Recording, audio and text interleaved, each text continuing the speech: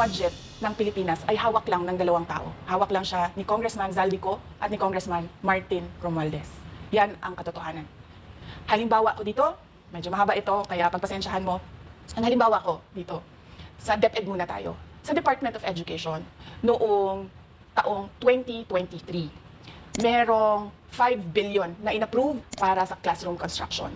Nagulat ako kasi merong mga lumapit na miyembro ng House na humihingi. Hinihingi nila yung 5 billion, parte ng 5 billion na budget. Wala kasi akong experience sa ganyan. At saka ang pagkakaintindi ko, pag in-approve na yan ng Office of the President, ibibigay na yan, pagdidiretso na yon sa approval at trabaho ng Department of Education sa construction ng mga classroom. Nagulat ako, may humingi. Magkano ba ang amin dyan? Magkano ba ang amin dyan? So sinabi ko, hindi pwede ito. Kasi, ang mangyayari nito, hindi magagawa ng Department of Education ang trabaho namin na mag-construct ng classroom ayon sa classroom backlog at sa prioritization base sa backlog at sa classroom construction. So sinabihan ko yung isang congressman, sabihan ninyo si Martin Romualdez na hindi pwede chap-chapin ang classroom construction na 5 billion. Kaya kung makikita ninyo sa budget proposal na approved ng Office of the President, 5 billion yon. Pero nung lumabas yung GAA o yung budget approved noong 2023, naging 15 billion siya. Dahil hindi nga ako pumayag na kunin yung 5 billion, dinagdagan nila ng 10 billion yung classroom construction ng Department of Education. Yung 10 billion na yon, hindi kontrolado ng Department of Education. Controlled yon ni Congressman Zaldico at Congressman Martin Romualdez. Hindi ko na kailangan ng corroborative witness dito. Dahil makikita niyo yon sa papel. Makikita ng taong bayan yon sa papel. NEP, 5 billion. Lumabas ang budget approved, 15 billion. So maiintindihan niyo, di ba? Bakit pa tayo mag-budget hearing para sa Office of the Vice President? 2 tao lang naman ang nasusunod sa budget ng bayan natin. Halimbawa, taong 2024, kung makikita nyo, ang approved na budget ng Office of the President para sa classroom construction ay 19 billion.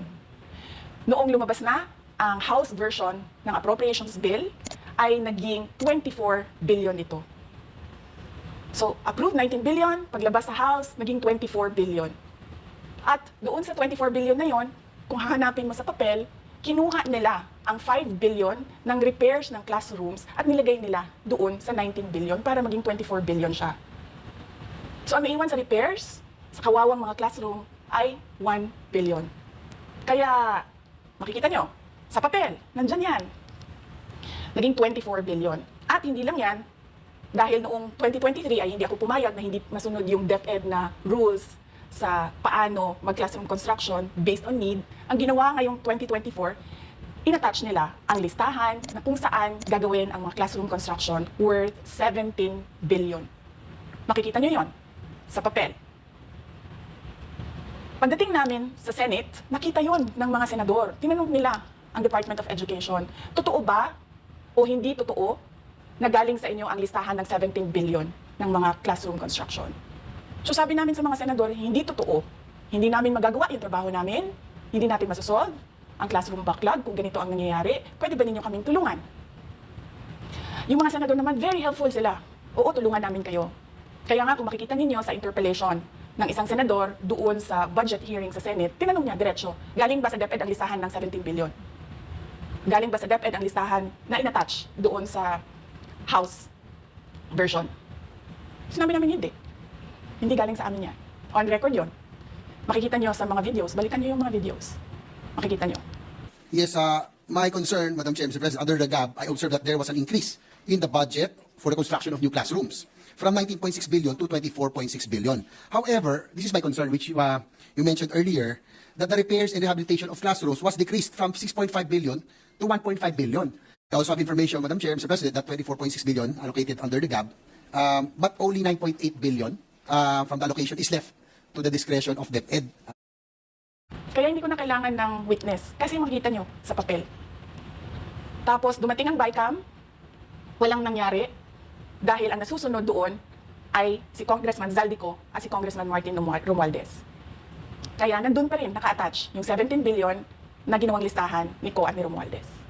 In fact, balik lang ako konti sa'yo ha, kahit yung mga congressman, nakikita nila yung problema ng ginawa nila na pag-attach ng listahan sa budget. Kasi doon sa basic education hearing noong May 2024 ng House of Representatives, merong isang congressman nagreklamo, bakit ang tagal ng classroom construction? Bakit ang tagal? Eh sabi ng USEC ng DepEd, kasi may pabago-bago sa listahan ng DPWH dahil hindi kami ang gumawa ng listahan.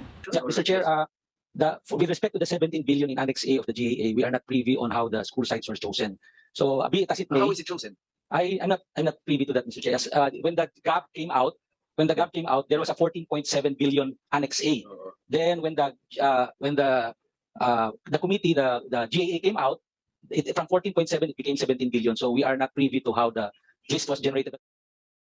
So dagdag ko lang yan doon sa confirmation na kinuha nila yung budget ng DepEd. At isa yan sa mga rason kung bakit ako nag-resign sa Department of Education. Hindi na ako papayag na sa susunod na taon, ganyan pa rin ang gawin nila at ako yung mananagot sa ginagawa nila.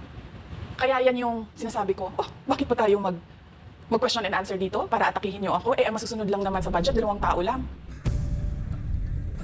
Makikita natin na let's stick to our plan, atakihin natin ito siya. Walang kinalaman sa kanyang Office of the Vice President 2025 budget proposal.